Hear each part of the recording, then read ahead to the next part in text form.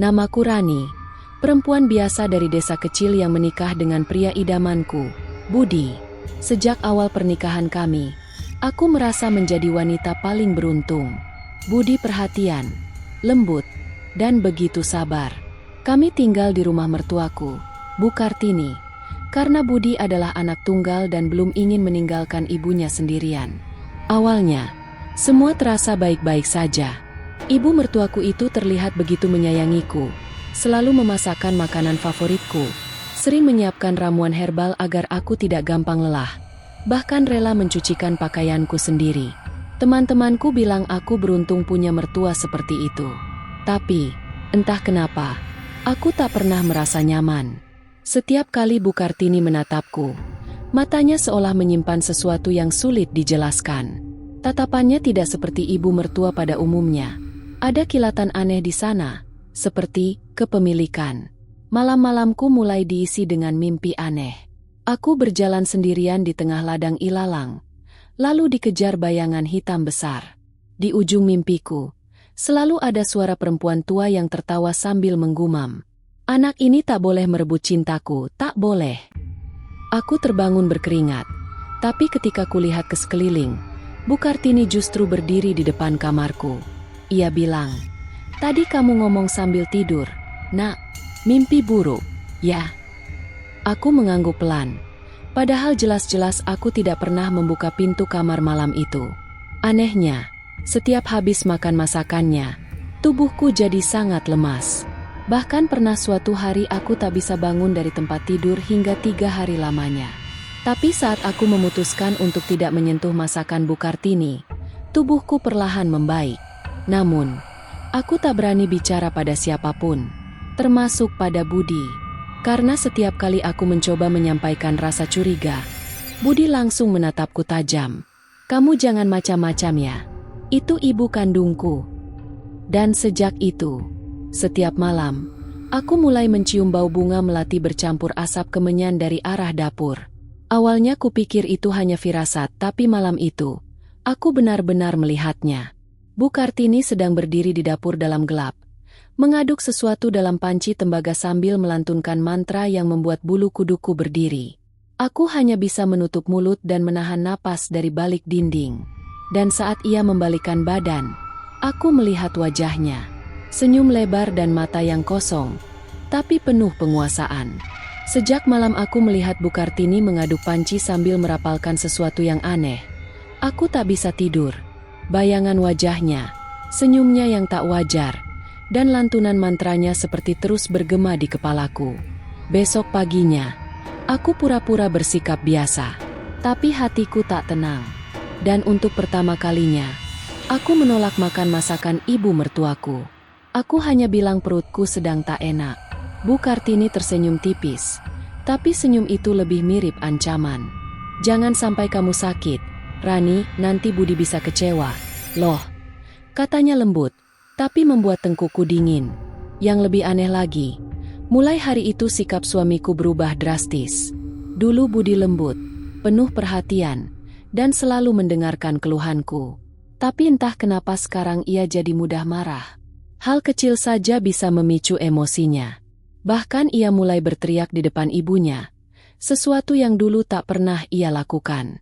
Suatu malam, aku coba menyentuh bahunya dengan lembut dan bertanya, "Mas, kamu kenapa? Kok akhir-akhir ini beda banget?" Tapi Budi menepis tanganku kasar. "Aku capek. Jangan banyak tanya." Aku terpaku. Itu pertama kalinya dia menatapku seperti orang asing. Matanya merah, seperti kurang tidur, dan tatapannya kosong. Bukan seperti suami yang aku kenal. Malamnya, saat aku pura-pura tidur, aku mendengar langkah kaki berat keluar dari kamar.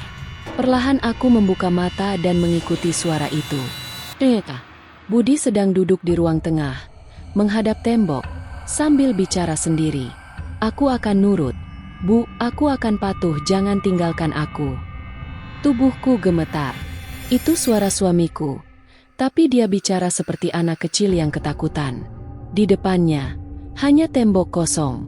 Tak ada siapa-siapa. Tapi sesaat kemudian, Bau bunga melati dan kemenyan kembali menguar kuat dari arah dapur. Aku mundur perlahan, nyaris jatuh karena lututku lemas. Dan saat aku kembali ke kamar, aku melihat satu hal mengerikan. Di bantal tidurku, ada rambut panjang yang tidak kukenali, basah dan berbau menyengat. Esok paginya aku bercerita pada sahabatku, Nisa. Ia kaget dan menyarankan agar aku mencari pertolongan. Tapi aku ragu. Ini masalah keluarga. Aku takut mempermalukan nama suamiku. Namun malam harinya, semuanya menjadi makin gila. Budi pulang dengan wajah pucat. Ia marah-marah padaku hanya karena aku lupa menyetrika bajunya. Perempuan gak becus. Mau jadi istri macam apa kamu? Teriaknya. Dan saat aku menangis, Bu Kartini justru tersenyum kecil di balik pintu kamar. Matanya menyipit puas, seperti menikmati keruntuhan kami. Saat itulah aku sadar. Ini bukan sekadar masalah mertua yang posesif, ini lebih dalam, lebih gelap, dan lebih mengerikan. Malam-malamku berubah menjadi teror. Setelah pertengkaran hebat dengan Budi, aku mencoba menenangkan diri. Tapi malam itu aku kembali bermimpi. Mimpi yang lebih nyata dari sebelumnya. Dalam mimpiku, aku berjalan di sebuah jalan setapak yang dikelilingi ilalang tinggi. Udara dingin menusuk, dan dari kejauhan terdengar suara gamelan pelan. Tiba-tiba, aku melihat seorang perempuan tua, mengenakan kebaya lusuh, duduk di bawah pohon beringin besar. Ia menatapku tajam, lalu berkata, "Mau rebut anakku? Cium tanah ini dulu." Ia menunjuk ke tanah yang dipenuhi bunga melati dan belatung, lalu menyeretku ke sana dengan tangan keriputnya yang dingin. Aku menjerit. Saat aku terbangun, napasku terengah-engah. Keringat membasahi tubuhku, dan tenggorokanku terasa kering seperti habis dicekik. Tapi yang membuatku benar-benar ngeri adalah kakiku dipenuhi lumpur dan dedaunan kering. Padahal aku tidur di kamar. Pintu terkunci. Jendela tertutup rapat. Aku langsung mengganti sprei dan membersihkan kaki sambil menangis. Ini sudah kelewatan. Ada sesuatu yang tak terlihat sedang menyerangku. Keesokan harinya, aku memutuskan untuk diam-diam mengintip ke kamar ibu mertuaku. Saat ia pergi ke pengajian sore, aku masuk perlahan ke kamarnya. Kamarnya rapi, terlalu rapi. Tapi di bawah tempat tidurnya, aku menemukan sebuah kotak kayu kecil berwarna merah tua. Bau kemenyan langsung menusuk hidungku saat aku membukanya. Isinya membuat jantungku nyaris berhenti berdetak. Sebuah boneka tanah liat berbentuk perempuan, dengan jarum-jarum kecil tertancap di dada dan perutnya. Potongan kain daster milikku yang pernah hilang. Rambut panjangku, yang seperti baru dipotong dari sisir. Dan secari kertas lusuh bertuliskan huruf Jawa kuno. Aku menutup kotak itu cepat-cepat. Tapi tiba-tiba, angin dingin berembus dari balik lemari. Tak ada jendela yang terbuka. Dan di cermin tua di sudut kamar itu, aku melihat bayangan perempuan tua yang tersenyum licik padaku. Bukan bayanganku sendiri. Aku jatuh terduduk. Air mataku tak bisa berhenti mengalir. Ibu mertuaku benar-benar mengikatku dengan sesuatu. Malamnya, aku mencoba tidur lebih awal. Tapi mimpi itu kembali datang. Kali ini lebih terang. Aku melihat seorang lelaki bersorban putih berdiri di tengah kebun, memanggil namaku. "Rani, berhentilah makan dari tangannya. Hentikan sebelum semuanya terlambat. Jangan biarkan suamimu jadi korban." Aku terbangun dengan tubuh gemetar. Esoknya aku memutuskan untuk menemui Ustadz Hashim, tokoh agama yang dikenal sederhana tapi memiliki pemahaman mendalam tentang ilmu hikmah. Setelah aku ceritakan semuanya, Ustadz Hashim hanya mengangguk pelan. "Nak Rani, kamu sedang dalam ikatan gaib. Ini bukan sekadar pelet. Ini pengikat batin, yang menumbuhkan rasa benci di suamimu dan sakit di tubuhmu. Kamu harus kuat. Kita akan mulai dengan ruqyah dan zikir malam. Tapi bersiaplah, iblis itu tak akan tinggal diam."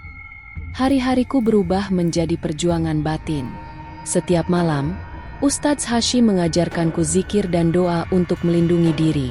Tapi semakin kuat aku mencoba melawan, semakin besar pula teror yang datang. Suatu malam, saat sedang membaca ayat kursi, Aku mendengar suara ketukan keras dari dinding kamarku. Budi tertidur, tapi tubuhnya gemetar. Matanya berkedip cepat seperti orang dalam mimpi buruk. Dari arah dapur, suara panci jatuh terdengar. Aku memberanikan diri keluar dan Bu Kartini berdiri di tengah ruang makan. Rambutnya tergerai, dan matanya merah menyala. "Berhenti ikut campur. Anak itu milikku," teriaknya dengan suara yang bukan miliknya. Aku terpaku. Tubuhku kaku. Tak bisa bergerak.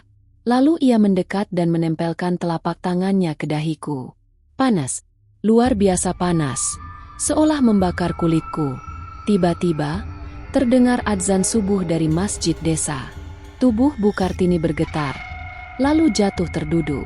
Ia menangis, bukan menangis, merintih seperti orang kesurupan. Malam itu, Ustadz Hashim datang bersama beberapa warga. Mereka melakukan ruqyah di rumah. Saat ayat-ayat suci dilantunkan, Bu Kartini meronta, menggeliat seperti ular, dan mengaku semuanya. "Aku hanya ingin anakku tetap milikku. Perempuan ini mencuri hatinya, aku tak rela." Suara itu berat, bercampur raungan dari dalam dadanya. Ustadz Hashim mengangkat tangan dan memutuskan membaca doa pemutus ikatan gaib. Semua lilin padam, dan udara terasa menyesakkan. Tiba-tiba muncul asap hitam dari kamar Bu Kartini, membentuk wajah menyeramkan dengan mata merah dan lidah panjang. Ia berteriak, "Janjimu belum lunas, Kartini." Warga membaca takbir keras-keras. Sosok itu menghilang. Bu Kartini pingsan. Setelah kejadian itu, Bu Kartini sakit keras. Ia hanya terbaring lemas. Tak bisa bicara, tapi ia selalu menangis setiap kali aku datang ke kamarnya. Ustadz Hashim berkata, "Ia sedang dihukum atas ilmunya sendiri. Tapi kamu tetap harus maafkan dia, Rani, karena dendam hanya memperpanjang luka." Aku menangis. Aku hanya ingin keluargaku kembali. Aku duduk di sampingnya, menggenggam tangannya dan berkata, "Bu, saya tidak pernah ingin mengambil anakmu. Saya hanya ingin menjadi bagian dari keluarga ini, bukan saingan ibu." Dan saat itulah, air mata Bu Kartini jatuh lebih deras. Ia berbisik, "Allah, ampuni aku." Lalu menghembuskan napas terakhir. Setelah kepergian Bu Kartini, rumah ini terasa lebih tenang. Tidak ada lagi bau melati, tidak ada lagi mimpi buruk, tidak ada lagi amarah yang tak beralasan. Budi memohon maaf berkali-kali. Ia menangis dan mengakui bahwa selama ini merasa seperti dikendalikan. "Aku tidak tahu kenapa aku membencimu begitu dalam. Padahal setiap malam, aku juga merasa bersalah tapi tak bisa melawan." Kami mulai memperbaiki rumah tangga. Kami pindah ke rumah kecil di pinggir desa. Tak mewah, tapi damai. Aku tak akan pernah melupakan semua kejadian itu. Bukan untuk menyimpan luka, tapi untuk mengingat bahwa cinta sejati tak bisa tumbuh dari paksaan. Tak bisa dipertahankan dengan sihir, mantra, atau pengikat. Cinta harus datang dari keikhlasan, bukan dari rasa memiliki yang membabi buta. Kini, setiap kali aku melihat anakku tumbuh bersama Budi, aku hanya bisa berdoa, "Ya Allah, lindungilah keluarga kami dari ilmu yang menyesatkan. Jauhkan kami dari keinginan untuk menguasai, dan dekatkan kami pada kasih sayang yang tulus karena MU."